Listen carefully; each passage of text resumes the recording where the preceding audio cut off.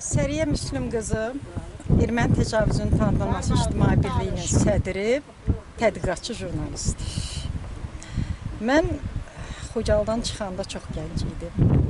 Uşaqlığım, gəncliyim Xocalda keçdi.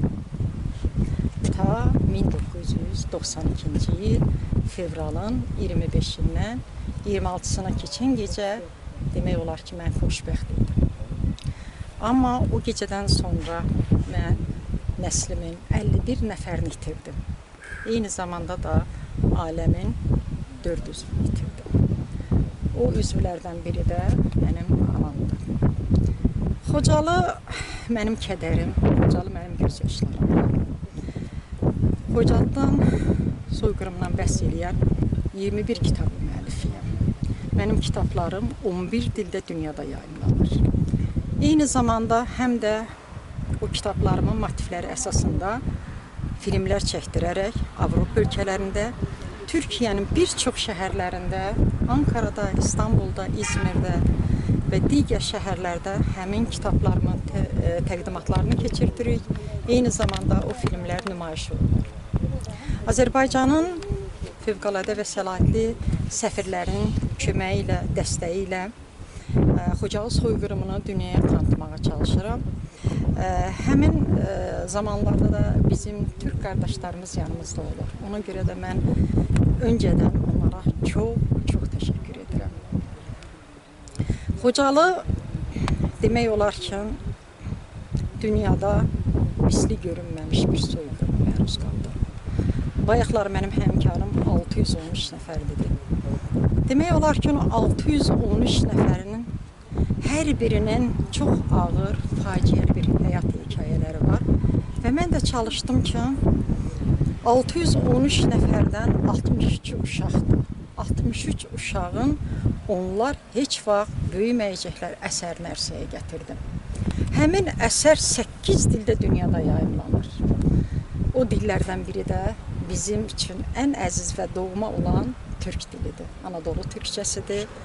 Alman, İngiliz, Fransız, Malay, Macar dillərində və mənim bu kitablarım işimizi görür və o kitabların motivləri əsasında da bayaqlar qeyd edildim ki, filmlərlə nümayiş etdirirəm. Məqsəd nədir? Məqsəd məram oldu ki, zaman türklər soyqırıma məruz qalıbdır və bu soyqırımı dünyada tanıtmaq, yaymaq bizim vətəndaşlıq borcumuzdur. Və mən də soyqırıma məruz qalan bir ailənin üzvü kimi əlimdən gələni əsirgəməyə çalışdım. Mən özüm ixtisasca jurnalist olduğumdan bu işlər mənim üçün həm asandır, həm çətindir. Çətindir ki, deyir, dərdi danışmaq yazmaqdan asandır. Dərdi yazmaq daha çətindir. Və dərdləri yaza o dərdlərə sarıla mən soyqırımı dünyaya tanıtmağa çalışdım. Bilmirəm nə qədər tanıtmışam, amma əlimdən gələni əsirgəməməyə çalışdım ki, qoy bu soyqırımı bizdən sonraki nəsillərin yaddaşlarına hopsun. Bizdən sonraki nəsillər görsün ki, türklər, istər Anadolu türklər olsun, istərsə də Azəri türklər olsun, Azərbaycan türklər olsun, bunlar zaman soyqırıma məruz qalan millətik. Yaşasın Türkiye, yaşasın Azerbaycan, yaşasın bizim dostlarımız. Eyvallah. Peki bu topraklar azat oldu, evlerinize döndünüz. Ne hissediyorsunuz? Aradan, mən buradan çıxanda 32 yaşım vardı. Düz 32 ildən sonra, bax, gördüyünüz o yuxarıdakı ev mənim evimdir. Evimə döndüm. Evimə dönəndə çox ağır hisslər keçirdim.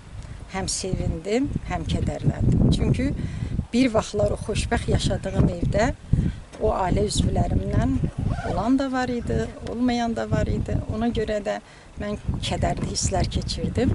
Amma 2024-cü il müstəqillik günümüzdə, mayın 28-də mən evimə dönəndə ölkə başçısı və ailə üzvləri mənim evimdə qonaq oldular. O mənə həm kədərli günlərimin içərisində bir işırtı idi, bir sevinç idi. Ən azından bildim ki, mənim ölkə başçım hər bir vətəndaşın yanındadır, mənim yanımdadır. O ən azından o kədərimə sevinç qatdı. Və mən bu günləri evimdə yaşayıram, yurdumda yaşayıram, Xocalda yaşayıram. Bu gün mənim üçün çox önəmli gündür. Bu gün mənim üçün həm kədərdir, həm də sevincdir. Mən torpağıma qayıtmışam, vətənimə qayıtmışam. Teşekkür ederim. Teşekkür ederim.